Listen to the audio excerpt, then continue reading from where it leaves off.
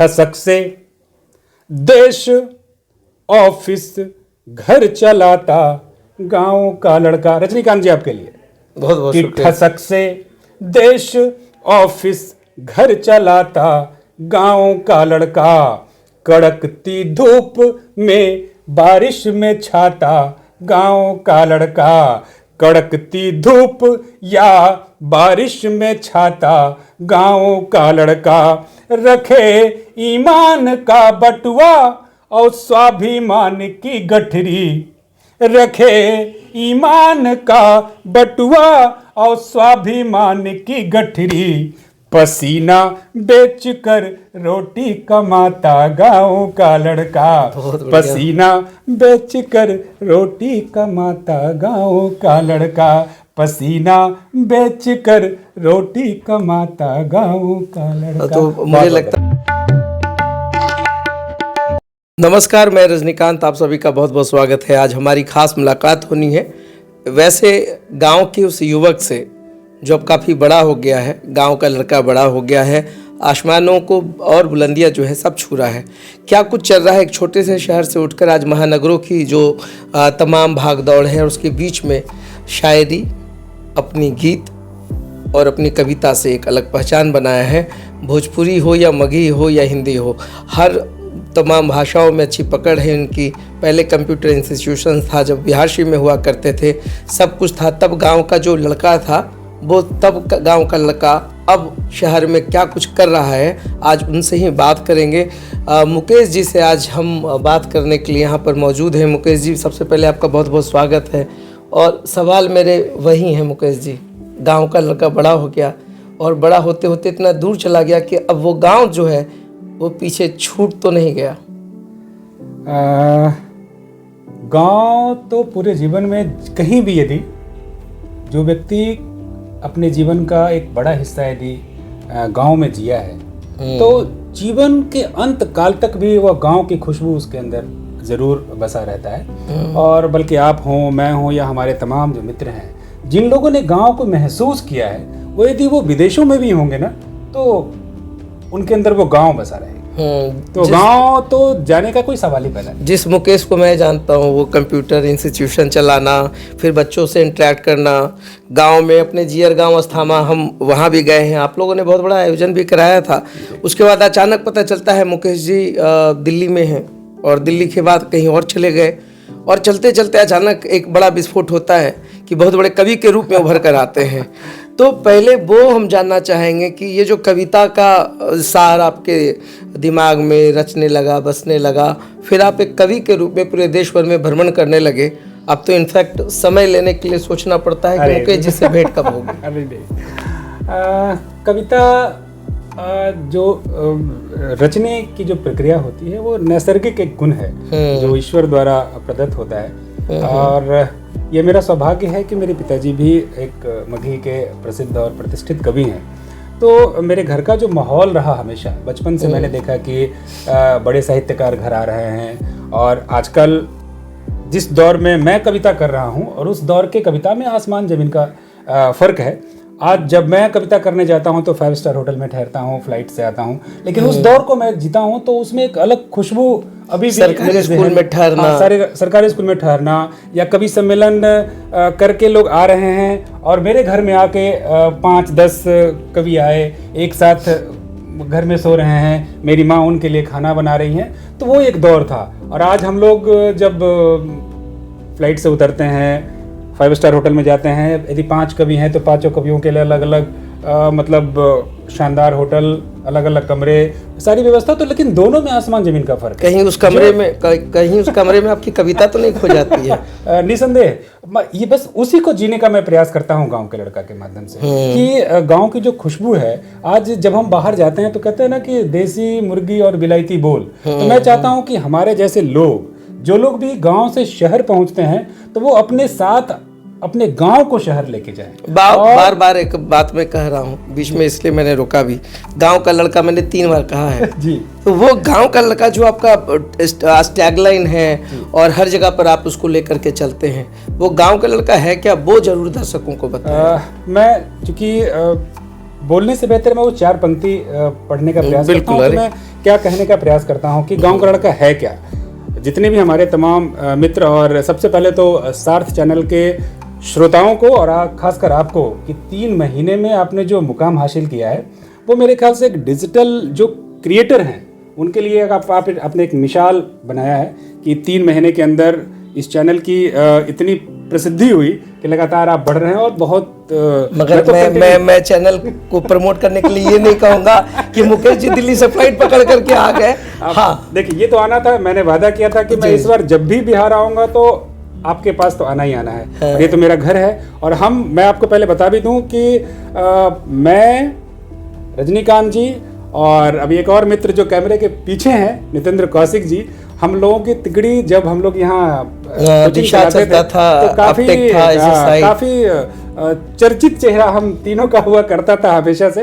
तो मैं फिर से उस गांव के लड़का, उस पंक्ति की ओर आता हूँ कि क्या है गांव का लड़का। मेरे लिए भी एक गुनगुना दीजिएगा, आपने वादा किया था। क्या है गांव का लड़का, तो आपके लिए कि कदम दर झिटकियां चुनता रहा है गांव का लड़का, कदम दर झिटकियां चुनता रहा है गांव का लड़का, हमेशा अपने ही जिद पर अड़ा है गांव का लड़का, जो अपने हौसलों से नाप आया है धरा अंबर, जो अपने हौसलों से नाप आया है धरा अंबर, मगर दहलीज पर अब भी खड़ा है गांव का लड़का। बहुत बढ़िया, बहुत बढ़िया। दहलीज पर अब भी खड़ा है गांव का लड़का। बहुत खूबसूरत, बहुत खूबसूरत। शुक्रिया, शुक्रिया। तो अब थोड़ा गांव का लड़का जो आप लोग का अभियान है, जो मुहिम है, इसके पीछे का उद्देश्य क्या है? गांव का लड़का, जब मैंने ये पंक्ति लिखी थी जी, तो मुझे नहीं लगा था कि लोग इससे इतना ज़्यादा कनेक्ट होंगे, और आज बहुत अच्छा लगता है और अपने आप को मैं गौरवान्वित भी महसूस करता हूँ कि देश के किसी कोने में जाऊँ और लोग जब उस नाम से पुकारते हैं कि गांव का लड़का आ गया, तो बहुत आत्मीय संतुष्टि मिलती है कि कुछ तो ऐसा है गांव में अभी भी जो आपको कहीं ना कहीं किसी न किसी रूप में एक दूसरे से जोड़ देता है। तो एक घटना ऐसी, एक देश के बड़े विश्वविद्यालय में एक घटना घटी जो मेरे तक बात पहुंची, और उस दिन लगा कि एक ऐसा विश्वविद्यालय जो अभी भी वहाँ का परिवेश गांव जैसा है, और वहाँ के बच्चे यदि सुसाइड कर ले रहे हैं तो कोटा या अन्य जो बड़े कॉलेजेस हैं तो वहाँ के बच्चे तो अनायास अपने आप को अकेला महसूस करते हैं। तो हमारे मित्र प्रबुद्ध सौरभ जी जो बॉलीवुड के अच्छे जाने माने लेखक हैं, उनसे मैंने ये साझा किया। उन्होंने कहा भैया एक ऐसा प्लान करते हैं कि हम युवाओं तक पहुँचे, और क्या है कि आज मोबाइल का ज़माना हो गया, लोग ज़्यादा चीज़ें बाहर की देखते हैं, तो हम क्यों ना उनको गांव की खुशबू, क्योंकि कविता में एक ताकत होती है, जब आप उनको 1 घंटे, आधे घंटे, 40 मिनट, 45 मिनट में गांव और संवेदना हमेशा एक दूसरे को जोड़ देती है। तो संवेदनात्मक रूप से यदि आप कविता के माध्यम से लोगों तक बात पहुंचाने का प्रयास करेंगे तो हम सब लोग गांव से जुड़े हैं, लेकिन धीरे धीरे आज जो ये दिखावापन है ना, उसमें हम गांव से थोड़ा सा दूर होते जा रहे हैं। तो उस दिखावापन के बीच में हम अपने आप गाँव को कैसे जिंदा रखें, उसका प्रयास है गाँव का। बहुत बहुत खूबसूरत प्रयास है। और मेरे ख्याल से जो युवा, ये जो तमाम दर्शक इस पूरे एपिसोड को देख रहे होंगे, कहीं ना कहीं जो आज आपने कनेक्ट करने की कोशिश की है अपने माटी से, अपने आपके जो संस्कार हैं, पूर्वजों का जो दिया हुआ सब कुछ है, परवरिश है, तो घर से आपने जोड़ा है। तो नालंदा के लिए ये गांव का लड़का कब नालंदा में आएगा और कब नालंदा के लिए काम करेगा? हमेशा से मैं जहाँ भी हूँ तो आप देखेंगे जितने भी मेरे पोस्टर्स आते हैं, जितने भी कार्यक्रम के, तो मैं रहता दिल्ली में हूँ, और मेरी दाल रोटी दिल्ली के एक विश्वविद्यालय में मैं नौकरी करता हूँ और वहाँ से चलता है। लेकिन आप कहीं भी पोस्टर्स में देखेंगे तो नालंदा बिहार लिखा होता है। और मैं हमेशा जब कोई मेरे परिचय में बताते हैं कि ये फलाना, ये, मैंने कहा कि नहीं, मैं नालंदा का हूँ, और जिस व्यक्ति को सब कुछ आप बदल सकते हैं, लेकिन माँ, मातृभाषा और मातृभूमि, इससे कभी मुकेश जी मगही में कुछ हो जाए। मगही में क्या सुनना चाहेंगे आप? माँ बाप के सेंटिमेंट से जुड़ा हुआ, या जो रिश्ते, जो संस्कार लोग खोते जा रहे हैं, माँ बाप के से दूर होते जा रहे हैं, हम चाहते हैं कि आपके कविता के माध्यम से वो कनेक्ट हो सके। पहले तो हिंदी में 4 लाइन मैंने एक कविता लिखी थी कि चलो माँ बाप को परिवार में जोड़ा जाए। बहुत सुंदर। चलो चलो माँ बाप को परिवार में जोड़ा जाए, कि तपती धूप में बरगद सा जिसने छांव दिया, तपती धूप में बरगद सा जिसने छांव दिया, तेरे अरमान को चलने को अपना पांव दिया। कि तपती धूप में बरगद सा जिसने छांव दिया, तेरे अरमान को चलने को अपना पांव दिया। तू रहे चैन कई रैन न पलकें झपकी, तू रहे चैन कई रैन न पलकें झपकी, तेरे शब्दों की चुभन रोज चुभी न सिसकी, क्यों बट वृक्ष को पानी के बिन छोड़ा जाए। चलो माँ बाप को परिवार में जोड़ा जाए, चलो माँ बाप को परिवार में जोड़ा जाए, चलो माँ बाप को परिवार में जोड़ा जाए। और चूँकि बात मगही की हुई है तो मैंने मगही में बहुत पहले लिखा था कि आज जब बच्चे बड़े होते हैं तो उनकी प्रायोरिटी कुछ और हो जाती है, माँ बाप प्रायोरिटी में नहीं रहते हैं। तो मैंने कुछ पंक्तियाँ लिखी थी कि देखा कलुआ अपन माए के बात बात पर डांटा है, देखा कलुआ अपन माए के बात बात पर डांटा है। भूल रहा हूँ मगर ये जो मगही की कनेक्टिविटी है, हाँ। वो बहुत प्यारा है। देखिए संदर्भ हमारा, हम जब भी कोई वीडियोस बनाते हैं या किसी एंटरप्रेन्योर्स को या किसी प्रेरणादायी इंसान को अपने स्टूडियो में बुलाते हैं या कोई आते हैं, तो हम हमेशा चाहते हैं कि उसके जो कनेक्टिविटी हो माँ बाप से ज़रूर जुड़े। क्योंकि वो वक्त याद होगा 2007 में जब हम लोग भी आए, आपने नितेंद्र जी का नाम लिया। और मैं दर्शकों को ये भी बता दूं ऑन कैमरा आज कि जब हमने दिशा शुरू किया था तो बिहार शरीफ में लोगों को लगता था कि पता नहीं ये क्या करेगा। उस वक्त नितेंद्र जी ने एक सेमिनार करवाया एपटेक के मंच से और मुझे इनवाइट किया और मेरी ब्रांडिंग की। तो फिर ये जो तिगड़ी वाली बात होती है ना, लोग को जानना चाहिए कि किस तरीके से हम लोगों ने बहुत कोशिश की शहर को बहुत कुछ देने का। आपका यूपी टेक हुआ करता था, उनका एपटेक हुआ करता था और ये जो कंफ्यूजन या वॉर चलता था, मगर ये जरूर होता था कि सैटरडे या संडे को हम लोग पार्टी जरूर करते थे। और पार्टी तो कहाँ करते थे, वो एलिट अगर याद है तो हम लोगों ने बहुत अच्छा समय गुजारा है। तो मुकेश जी, मैं चाहूँगा कि आज आप जो सबसे अपनी पसंदीदा लाइन है जो आपने कविता लिखा है, हाँ। उसको ज़रूर बच्चों को सुनाएं, दर्शकों को सुनाएं, युवाओं को सुनाएं।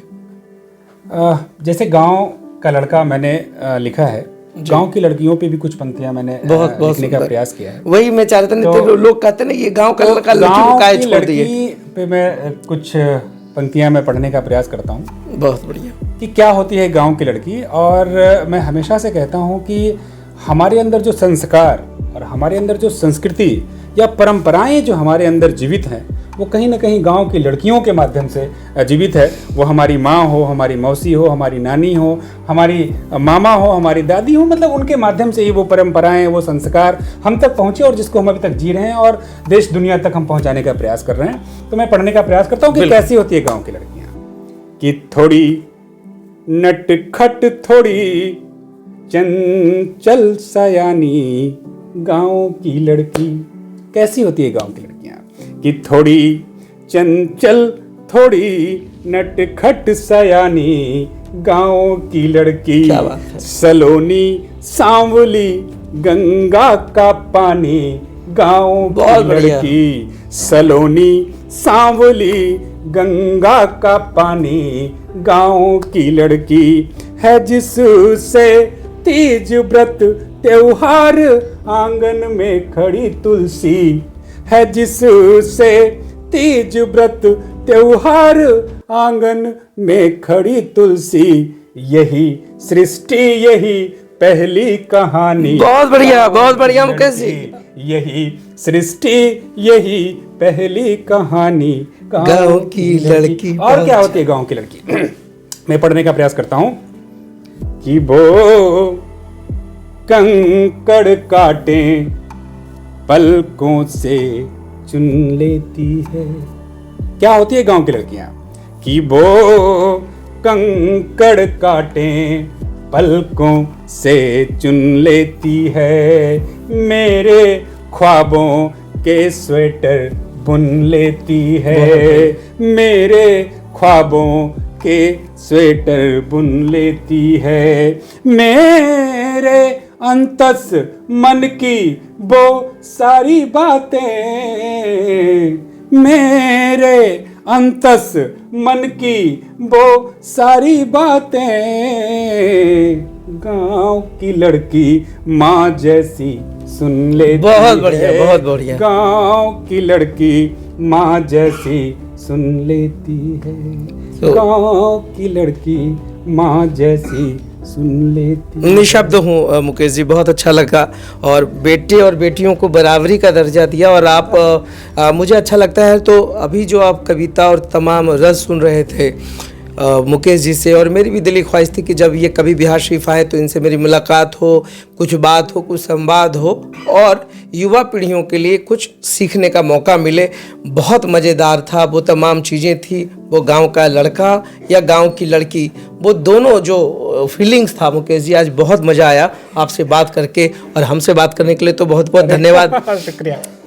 अरे मतलब आपसे मिलना, क्योंकि एक उस दौर को जीना है जिस दौर को आज से हम लोग 15 साल 17 साल पहले हम मित्र के रूप में तो थे ही उस समय, अभी भी मित्र के रूप में ही, लेकिन अभी एक पत्रकार और एक कवि के बीच कैसे दौर है, ये एक अलग संजोग है। हाँ, बहुत बड़ा एहसास है।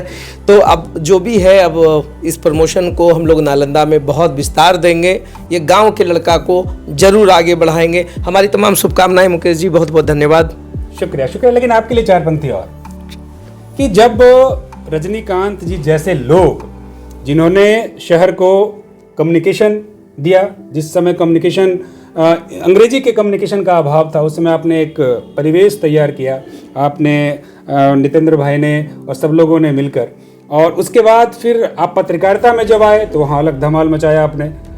पत्रकारिता में भी एक अलग आयाम और अलग दृष्टि से आपने पत्रकारिता को देखने का प्रयास किया, और सार्थ के माध्यम से तो जब मैं आपके स्टोरीज़ को, मैं हमेशा उस पर कमेंट भी करता हूँ, आपने कई बार मेरा जिक्र भी किया है। अभी भी जस्ट जब मैं आया तो मैंने आपके पोर्टल के जो एनालिसिस थे उसके बारे में भी मैंने जिक्र किया। तो आपके लिए कि जब आपके जैसा गांव का लड़का जब यहाँ तक पहुँचता है, सारी चीज़ें समेट के अपने लक्ष्य की तरफ बढ़ता है, तो कैसे बढ़ता है और क्या उसका उद्देश्य होता है।